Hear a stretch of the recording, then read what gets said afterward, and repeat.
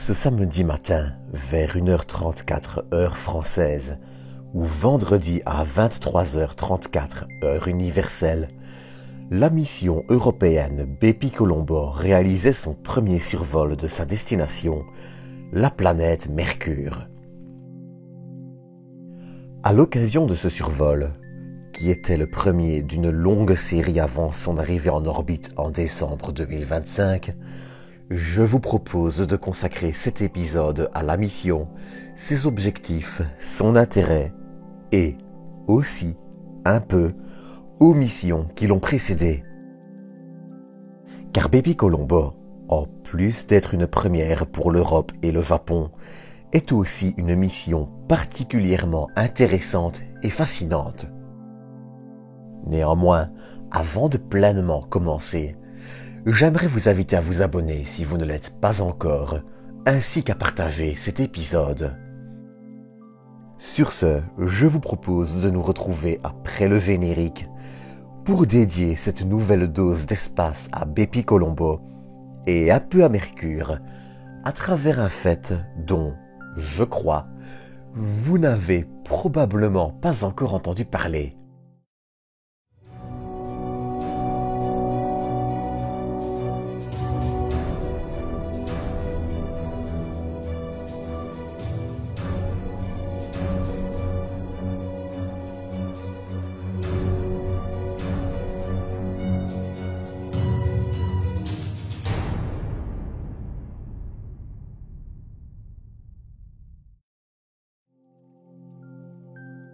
Le 20 octobre 2018, la mission européenne et japonaise Bepi-Colombo décolle à bord d'une Ariane 5 pour un voyage de près de 7 ans, le tout vers l'un des mondes les moins hospitaliers de notre système.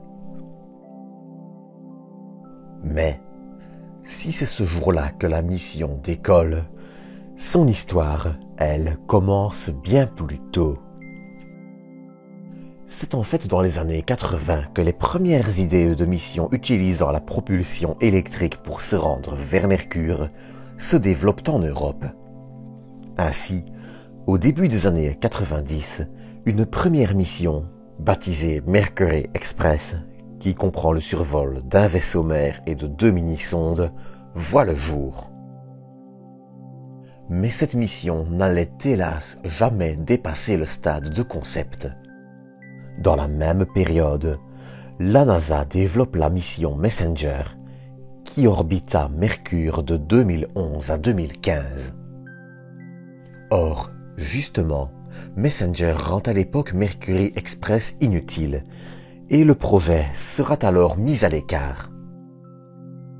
Mais quelques années plus tard, le projet allait de nouveau ressortir des cartons, et ce, dans le cadre du programme Horizon 2000+. Cette fois, la mission ne se contentera pas d'un survol et sera plutôt un orbiteur. Orbiteur qui sera aussi conçu pour combler les vides laissés par Messenger, qui était, malgré tout, une mission souffrant des limites techniques de l'époque. Il est ainsi décidé que la mission se fera avec 2 orbiteurs, dans le but de maximiser la récolte de données de la planète. Elle devra aussi permettre de terminer de cartographier intégralement Mercure.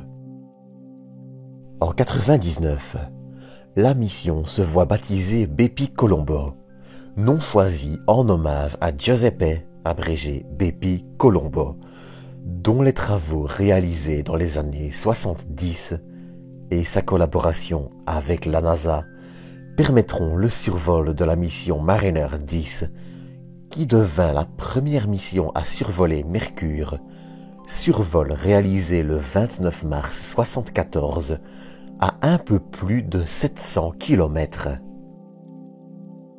Entre 2000 et 2007, la mission deviendra progressivement ce qu'elle est aujourd'hui et fusionnera notamment avec un autre projet d'orbiteur pour Mercure, géré lui par l'ISAS, l'une des 3 agences japonaises qui fusionnèrent en 2003 pour former l'AJAXA. Dans la même période, et tant pour des raisons de complexité technique que de limite de budget, la mission se voit également amputée d'un petit atterrisseur d'une quarantaine de kilos contenant 7 kilos de charge scientifique qui aurait dû se poser au pôle. Cette mission est alors aussi une grande occasion pour l'Europe et le Japon de découvrir et de s'adapter aux méthodes de travail de l'autre. Aussi, il est important de noter que cette mission est enrichissante pour les deux agences et permet d'échanger énormément de méthodes et de connaissances. Finalement, l'architecture retenue se compose de 3 modules. En premier, il y a le module de voyage, nommé MTM pour Mercury Transfer Module, développé par l'ESA et qui s'occupera de la propulsion des 2 éléments principaux jusqu'à leur arrivée près de Mercure.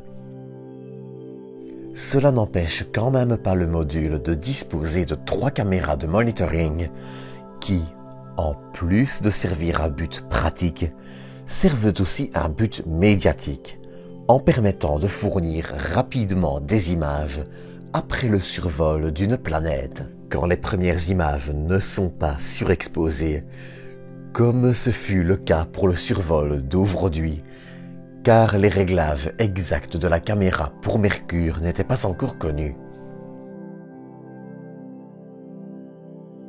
En second, on retrouve le module principal, la sonde MPO, pour Mercury Planetary Orbiter. C'est entre autres elle qui s'occupera de la mise en orbite de Bepi Colombo autour de Mercure. D'ailleurs, pour l'anecdote, ces panneaux solaires ne feront jamais face au Soleil, et ce dans le but de les préserver. Ainsi, pour limiter leur usure, ils seront gardés légèrement inclinés, leur évitant ainsi de recevoir trop d'énergie de notre étoile. Pour quitter les panneaux solaires, MPO est équipé en tout de 11 instruments scientifiques afin d'étudier sa cible. On y retrouve ainsi un altimètre laser, un accéléromètre et un magnétomètre. En quatrième, il y a un radiomètre et spectromètre infrarouge, suivi d'un spectromètre à rayon gamma. Pour la 6e place, c'est une caméra à rayon X, suivie en 7e par un détecteur d'ondes radio. En 8e, c'est un spectromètre ultraviolet qui vient s'ajouter à la liste, déjà longue, et qui sera dédié à l'étude de son exosphère, mais j'y reviendrai, car il y a une petite surprise à ce sujet. On notera en 9e l'instrument Serena, composé de 4 analyseurs de particules, 2 pour les normales et 2 pour les particules ionisées. En 10e, on retrouve la suite d'instruments Symbio SYS, qui comprend des caméras stéréo haute résolution et un spectromètre utilisant le proche infrarouge. Enfin, en dernier, un spectromètre à rayon X vient compléter la panoplie, même si lui sera plutôt dédié à l'étude des vents solaires dans l'environnement de Mercure. Enfin, il est à noter que ces différents instruments sont conçus et construits par différents pays, incluant, entre autres, le Royaume-Uni, la France, l'Espagne, les États-Unis, la Russie, et j'en passe. Mais la sonde MPO n'est pas non plus le seul élément de la mission. Comme je le disais, Bepi Colombo est scindé en 2 sondes, avec d'un côté la sonde mère, MPO, à laquelle est rattachée une plus petite, qui vise aussi une orbite légèrement différente. MIO ou MMO pour Mercury Magnetospheric Orbiter. Cette partie, développée quasiment uniquement par le Japon, se concentrera plus, comme son nom l'indique, sur la magnétosphère de Mercure. Elle est, quant à elle, équipée de 5 groupes d'instruments qui lui permettront d'étudier le plasma et les particules provenant de la planète, les vents solaires, son champ magnétique et sa magnétosphère, les ondes radio, les champs magnétiques et électromagnétiques, ainsi que les poussières planétaires et interplanétaires, et enfin, en dernier point, son atmosphère principalement composée de sodium. Vous voyez cette image. À première vue, elle ressemble à une comète. Une belle, certes, mais rien de bien exceptionnel. Sauf que c'est tout sauf une comète. Cette image, comme toutes celles qui montrent le même sujet, a été prise dans la longueur d'onde du sodium. Ce sodium, c'est celui qui compose la très faible atmosphère de Mercure, qui est aussi soufflée par les vents solaires, créant ainsi une queue de sodium provenant de Mercure. En plus de l'étude de son atmosphère, Bepi Colombo devrait aussi permettre d'étudier la structure interne de la planète, sa géologie et sa composition, ses cratères, son exosphère, donc la couche la plus haute de son atmosphère, ainsi que les différents processus, la composition et l'évolution de cette dernière. Elle devrait aussi permettre d'étudier son champ magnétique et les processus qui mènent à son existence. Ce dernier point devrait aussi, d'ailleurs, permettre de mieux comprendre le champ magnétique terrestre. Quoi qu'il en soit, et bien qu'elle n'en soit encore qu'à ses débuts, Bepi Colombo s'annonce comme une mission passionnante, qui n'en est, actuellement, qu'au milieu de son voyage. Depuis son lancement, le 20 octobre 2018, elle a déjà survolé la Terre le 10 avril 2020, Vénus le 15 octobre 2020 et encore une fois Vénus le 11 août 2021. Tous ces survols permirent à Bepi Colombo de se catapulter et de progressivement changer sa trajectoire.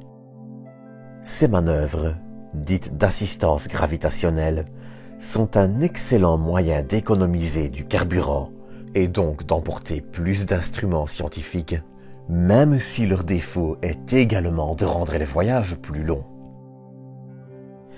Avant sa mise en orbite autour de Mercure, elle devrait encore, pour les mêmes raisons, survoler 5 fois Mercure, en plus d'aujourd'hui. Mais ça fait partie de l'avenir et c'est un autre sujet. En attendant, c'est sur ceci que je vais terminer cet épisode. Comme d'habitude, j'espère que vous l'aurez apprécié et je vous donne rendez-vous dans quelques jours pour un nouveau. D'ici là, prenez soin de vous, prenez soin des autres et à bientôt pour une nouvelle dose d'espace.